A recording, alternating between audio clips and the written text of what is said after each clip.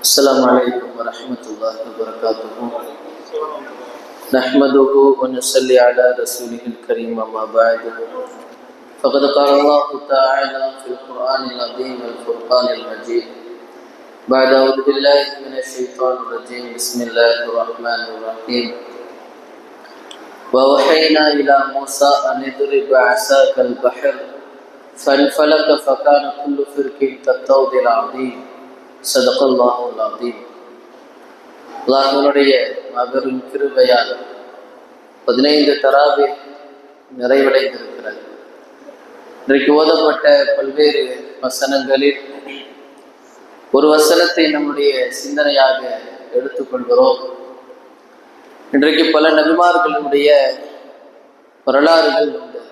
அதில் குறிப்பாக மூசா அலைஹிஸ்ஸலாம் அவர்கள் கடலை பிளந்து தப்பித்த வரலாறை ஒரு நீண்ட வரலாறு அல்லாமல் அல்லாஹ் தஆலா ஒரு அரை பக்கத்தில் அந்த வரலாறு சொல்லி முடிச்சார். பொதுவாக குர்ஆன்ல மூசா அலைஹிஸ்ஸலாம் அவருடைய வரலாறு என்பது நிறைய இடங்கள்ல பேசப்படுது.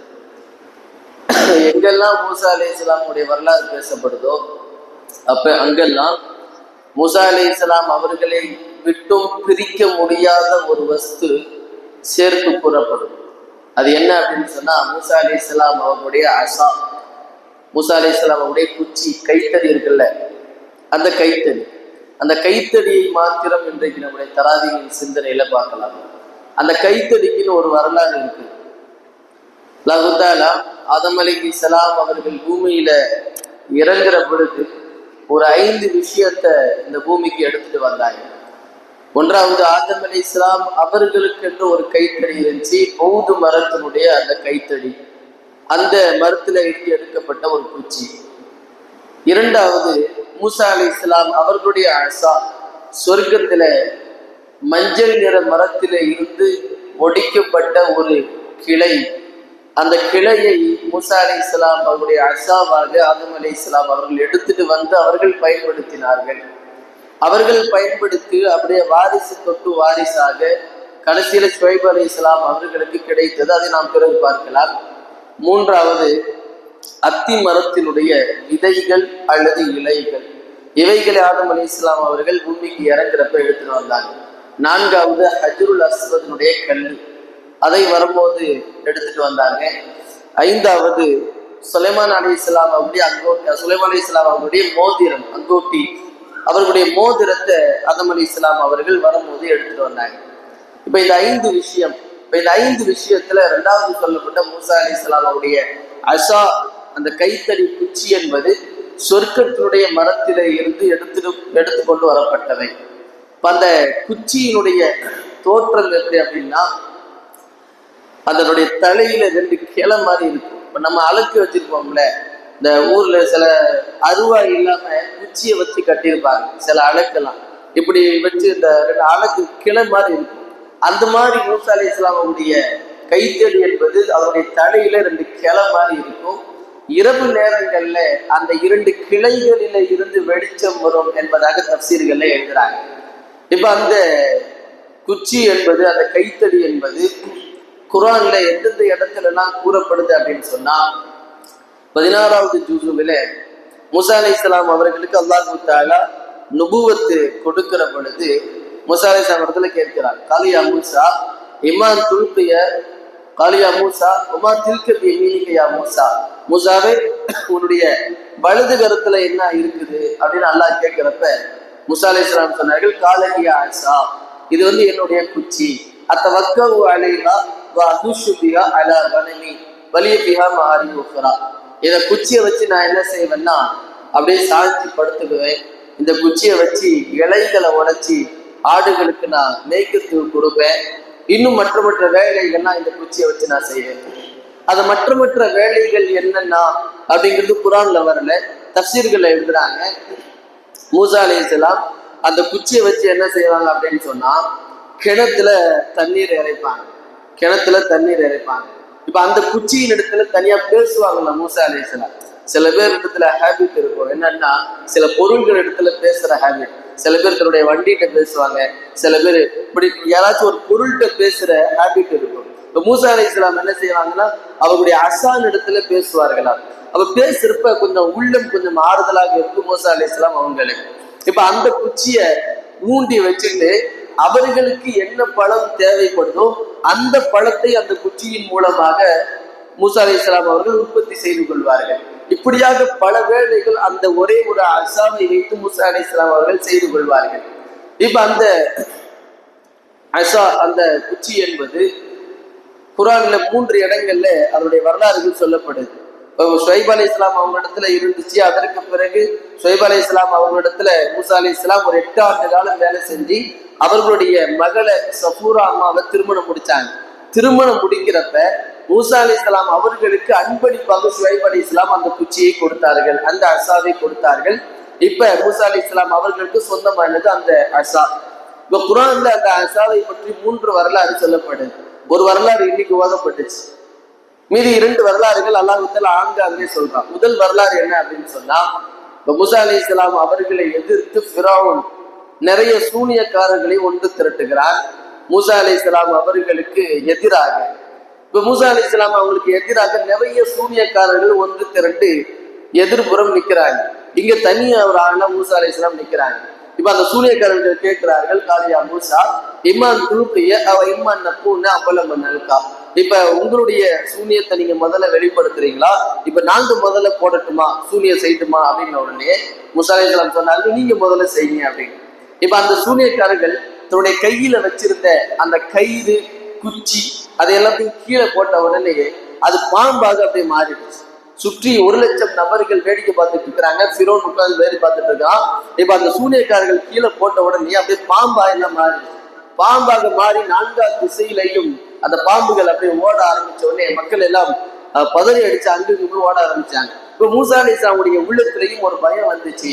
இப்பதான் அல்லாஹ் தஆலா சொல்றான், மூசா, மூசாவுடைய உள்ளத்திலே பயம் ஏற்பட்ட பொழுது குல்நாலா தகப், நாம் சொன்னோம் மூசாவை பயப்படாதீங்க, இன்னைக்கு அர்த்தல் ஆகலாம், நீங்கள் உயர்ந்தவர்கள் அப்படின்னு சொல்லிட்டு வாழ்க்கை. இப்ப நீங்க என்ன செய்யுங்க, உங்களுடைய அசாவை போடுங்க. மூசா அலைஹிஸ்ஸலாம் தன் கையில வச்சிருந்த அந்த அசாவை எடுத்து போறாங்க. போட்ட உடனேயே அந்த அசா ஒரு மிகப்பெரிய பாம்பாக மாறியது. மிகப்பெரிய பாம்பாக மாறியது. உயிரில்லாத ஒரு பொருளுக்கு உயிர் வந்துச்சு அப்படின்னு சொன்னா அது மூசா அலைஹிஸ்ஸலாமுடைய அசா தான். உயிர் இல்ல, குச்சிக்கு உயிர் இல்லை. இப்ப போட்ட உடனே ஒரு பாம்பாக மாறியது. மிகப்பெரிய பாம்பா மாறி அப்படியே அத்தனை பாம்பையும் அப்படியே விழுங்கிருச்சு அந்த குச்சி. இப்ப அந்த சூனியக்காரர்கள் இதை பார்த்துட்டே இருந்து என்ன செஞ்சுட்டாங்க, அப்படியே சஜிதாவில விழுந்துட்டாங்க. சஜிதாவில விழுந்துட்டாங்க. இப்போ ஒட்டிய சகரத்து சுஜதன் காரோ அப்படின்னா திரப்பிய ஹாரூன் மூசா, சூனியக்காரர்கள் அப்படியே சஜிதாவை விழுந்து நாங்கள் மூசாவினுடைய ஹாரூனுடைய ரப்பை, இறைவனை நாங்கள் ஏற்றுக்கொள்கிறோம், ஈமான் கொள்கிறோம் அப்படின்னு சொல்லிட்டு அந்த இடத்திலேயே அத்தனை சூனியக்காரர்களும் இஸ்லாத்திற்கு வருகிறார்கள். அதற்கு பிறகு அவர்களுக்கு தண்டனை என்பது ஃபிரௌன் கொடுத்தான், மாறுகால் மாறுகை வாங்கினான். அது வேறு வரலாறு. இப்ப அந்த வரலாற்றில அந்த அசா என்பது ஒரு மிகப்பெரிய பாம்பாக மாறியது. 2வது வரலாறு, பொதுவாக அந்த பனு இஸ்ரவேலருடைய சொந்த நாடு என்ன அப்படின்னு சொன்னா ஷாம் தான். ஷாம். யூசுப் அலைஹிஸ்ஸலாம் அவர்கள் ஷாம்ல இருந்து மிஸ்ருக்கு போய் அவங்களுடைய ஆட்சி நடந்ததுனால அந்த யூசுப் அலைஹிஸ்ஸலாமுடைய 12 சகோதரர்கள் இருந்தாங்கல்ல, அந்த 12 சகோதரர்களுடைய பிச்சலங்கள் தான் பனு இஸ்ரவேலா வருவாங்க. இப்ப அவர்கள் மிஸ்ரோடு அப்படியே தங்கிட்டாங்க. இப்ப மிஸ்ர்ல இருந்த ஃபிரௌனுக்கு இவங்களுக்கும் சண்டை, பனு இஸ்ரவேலருக்கும் சண்டை வந்து இப்ப பனு இஸ்ரவேலர்கள் மிஸ்ரை விட்டு தப்பிச்சு வந்துட்டாங்க. ஃபிரௌன் கடல்ல மூழ்கடிக்கப்பட்டான். இப்ப அல்லாஹ் தஆலா சொல்றான், நீங்க என்ன செய்யுங்க, ஷாமுக்கு போங்க.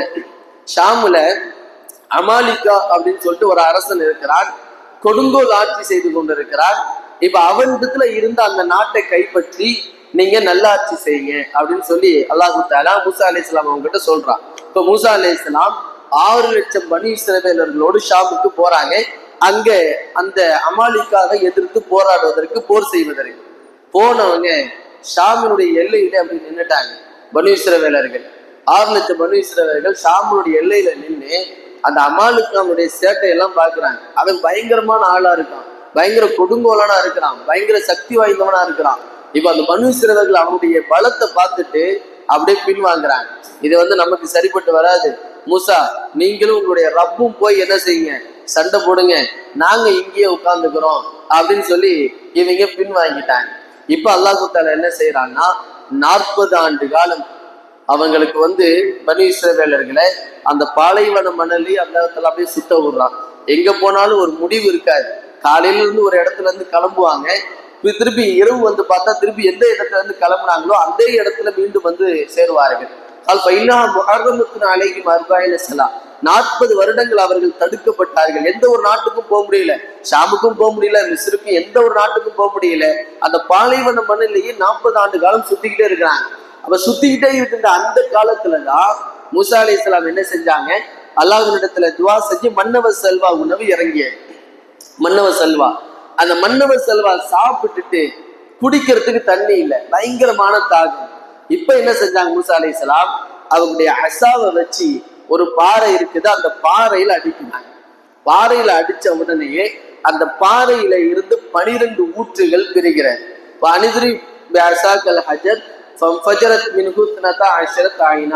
முதல் ஜுசுல வரும் இந்த வசனம். 12 ஊற்றாக அதை பிரிந்து ஒவ்வொரு கூட்டத்தார்களும் அவர்களுக்கென்று உண்டான ஊற்றிலே அவர்கள் தண்ணீர் குடித்தார்கள். கது அலிமக்குள்ளு உனாசி மஷ்ரபவும் குழு வஷ்ரபும் அல்லாஹ்வுடைய ரிஸ்க்ல இருந்து நீங்க தண்ணி குடிங்க அப்படின்னு அல்லாஹ் தஆலா சொன்னார். இப்ப அந்த அசாவை வச்சு பாறையில அடிச்ச உடனேயே அந்த பாறை 12 ஊற்றாக பிளந்து அவர்களுக்கு தண்ணீர் கொடுத்தது. இது 2வது வரலாறு. 3வது குர்ஆன்ல அசாவை பற்றி உண்டான வரலாறு இன்னைக்கு ஓதப்பட்டுச்சு.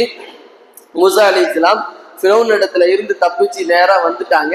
முன்னாடி பார்த்தா கடல் இருக்குது, பின்னாடி ஃபிரௌனுடைய படை துரத்திக்கிட்டே வருது. கிட்டக்க நெருங்கிட்டாங்க. போனா அப்படியே பிடிச்சி அவங்க கொன்றுவாங்க. ஃபிரௌனுடைய படை கொன்றும் தெரியும், நல்லா தெரியும். இப்ப கடல்ல இறங்கவும் முடியாது. அப்படியே என்ன செய்யறதுன்னு புரியாம அப்படியே நின்றுகிட்டு இருக்கிறப்ப பனு இஸ்ரவேலர்கள் சொன்னார்கள், இப்படி மாட்டி விட்டீங்களே மூசா, உங்களை நம்பிதானே வந்தோம், பின்னால முதுரக்கும் இப்படி நாங்க மாட்டிக்கிட்டோமே, வசமா நம்ம மாட்டிக்கிட்டோம், நம்ம தடுக்கப்பட்டு விட்டோம் அப்படின்னு சொல்றப்ப இப்பதான் மூசா அலைஹிஸ்ஸலாம் சொன்னார்கள், இன்ன மாஹிய ரப்பி சையதி, என்னுடைய இறைவன் என்னிடத்துல இருக்கிறான், நான் அல்லாஹ் நம்புறேன் அப்படின்னு சொன்ன உடனேயே அல்லாஹ் தஆலா இந்த வசனத்தை இறக்கினான், வஹி அனுப்புகிறான். நீங்க என்ன செய்யுங்க, கடல்ல அடிங்க. கடல்ல அடிச்ச உடனேயே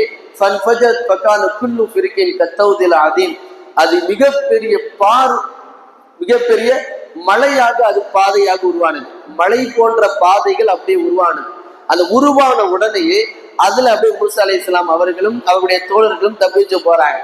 அவங்க கடைசி நபர் கரையேறின உடனேயே அல்லாஹ் தஆலா என்ன செஞ்சானா, கடலை ஒன்று சேர்த்தான். அதுல ஃபிரௌனும் ஃபிரௌனுடைய சமூகத்தார்களும் அழிக்கப்பட்டார்கள். இப்ப அந்த இடத்துல அல்லாஹ் தஆலா அந்த குச்சியை வைத்து அசாவை வைத்து கடல்ல அடிச்ச உடனே கடல் 2ஆக பிளந்தது. இப்ப இந்த 3 வரலாறுகள் அசாவை குறித்து குர்ஆன்ல வந்திருக்கு. இப்ப அந்த அசா எங்க போனுச்சு, மூசா அலைஹிஸ்ஸலாம் அவர்களுக்கு பிறகு யார் இடத்துல அந்த அசா போனுச்சு அப்படின்னா, மூசா அலைஹிஸ்ஸலாம் அதற்கு பிறகு ஆட்சி செய்த அரசர்களுடைய கைக்கு வந்து கடைசியில தாவூத் அலைஹிஸ்ஸலாம், அதற்கு பிறகு சுலைமான் அலைஹிஸ்ஸலாம் அவங்களுக்கு பிறகு அந்த அசா எங்க போனுச்சுன்னே தெரியாது. பல்வேறு விதமான கருத்துக்கள் எழுதுறாங்க. துருக்கியில இருக்கிற ஒரு மிகப்பெரிய மியூசியத்துல அந்த அசா இருக்கிறது, அது மூசா அலைஹிஸ்ஸலாம் அவங்களுடைய குச்சி தான் அப்படின்னு எழுதுறாங்க. ஆனா அது உண்மையான குச்சியா அப்படிங்கிறது அல்லாஹ் மட்டும்தான் அறிவான். ஒரு வரலாறு இப்படி எழுதப்படுகிறது என்ன அப்படின்னா, சுலைமான் அலைஹிஸ்ஸலாம் அவங்க இடத்துல ஒரு பெட்டி இருந்துச்சு. ஒரு பெட்டி, அதுல சுலைமான் அலைஹிஸ்ஸலாம் அவங்களுடைய மோதிரம், அந்த தௌராத்துடைய சில பிரதிகள், மூசா அலைஹிஸ்ஸலாம் அவங்களுடைய குச்சி. ஒரு கட்டத்துல அந்த பெட்டியை காணும். சுலைமான் அலைஹிஸ்ஸலாமுடைய காலத்துக்கு பிறகு அந்த பெட்டியை காணும். அந்த பெட்டி எங்க போனுச்சுன்னே தெரியாது. அந்த பெட்டியில இருந்த குச்சியும் காண போச்சு. அது எங்க போனுச்சுன்னே தெரியாது. அல்லாஹ் தஆலா அந்த குச்சியை அப்படியே மறைச்சு வச்சுட்டான். ஆனால் பலவேறு விதமான கருத்துக்கள் சொல்லப்படுகிறது. உண்மையான கருத்து என்ன அப்படின்னு சொன்னா, அந்த குச்சி சம்பந்தமான அந்த அசா சம்பந்தமான விளக்கத்தை அது எங்க போனுச்சு அப்படிங்கிறத அல்லாஹ் மட்டும்தான் அறிவான். இப்ப அந்த அசாவை ஹதீஸுகளை நம்ம பார்க்கிறோம். ஹதீஸுகளை ஸல்லல்லாஹு அலைஹி வஸல்லம் குச்சி சம்பந்தமா என்ன சொல்லியிருக்கிறாங்க அப்படின்னா, ஒரே ஒரு செய்தி சொல்லியிருக்கிறாங்க. குச்சி என்பது 2 விஷயத்திற்கு பயன்படுத்தப்பட வேண்டும். ஒன்றாவது தஹதீப், ஒழுக்கத்திற்காக பயன்படுத்தப்பட வேண்டும். நம்முடைய பிள்ளைகளுடைய ஒழுக்கத்திற்காக, மாணவர்களுடைய ஒழுக்கத்திற்காக ஆசிரியர்கள் பயன்படுத்துவது, தந்தைமார்கள் பயன்படுத்துவது, குச்சியை ஒழுக்கத்திற்காக பயன்படுத்தும். ஸல்லல்லாஹு அலைஹி ஒரு ஹதீஸ்ல சொல்லுவாங்க, ரஹிமல்லாஹு இம்ரஅன் மன் அல்லக அஸாஹு, யார் தன்னுடைய வீட்டுல குச்சியை தொங்க விடுகிறார்களோ அந்த நபருக்கு அல்லாஹ் தஆலா இரக்கம் செய்வானாக, ரஹ்மத் செய்வானாக அப்படின்னு சொல்லி. அதாவது ஒழுக்கத்திற்காக வேண்டி குச்சியை காட்டுவது தவறு கிடையாது. அந்த ஒழுக்கத்திற்காக வேண்டி குச்சியை பயன்படுத்தலாம். 2வது, உணர்த்துவதற்காக, அதாவது கண்ணு தெரியாத ஒருத்தர் இருக்கிறாரு, அவரு அந்த குச்சியை வச்சு தட்டிக்கிட்டே வந்தாரு அப்படின்னு சொன்னா கண்ணு தெரியாது நடந்து வந்துட்டு இருக்கிறாரு அப்படிங்கிறது உணர்வு நம்ம.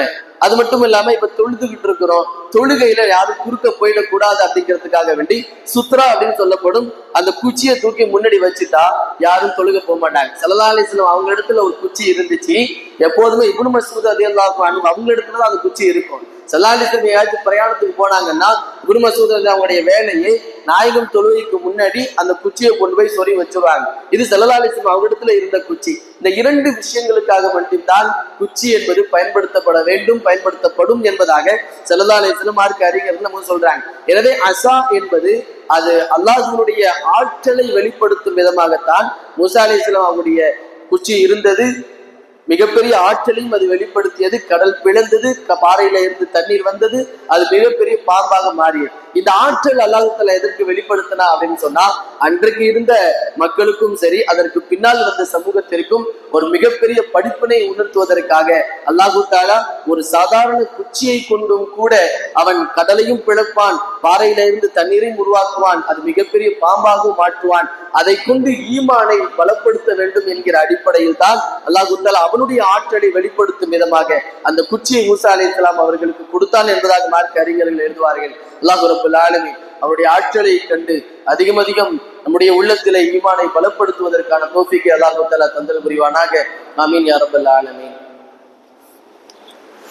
ஆமீன். அல்ஹம்துலில்லாஹி ரப்பில் ஆலமீன். அல்லாஹும்ம ஸல்லி அலா ரசூலிக சய்யிதினா முஹம்மதின் வ அலா ஆலி சய்யிதினா முஹம்மதின் வ பாரிக் வ ஸல்லிம் அலைஹி.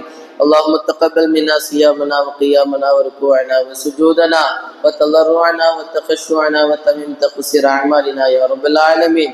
وصلي على النبي محمد وآله وأصحابه أجمعين والحمد لله رب العالمين. صلى الله على محمد صلى الله عليه وسلم. صلى الله على محمد صلى الله عليه وسلم. صلى الله على محمد يا ربي صل عليه وسلم.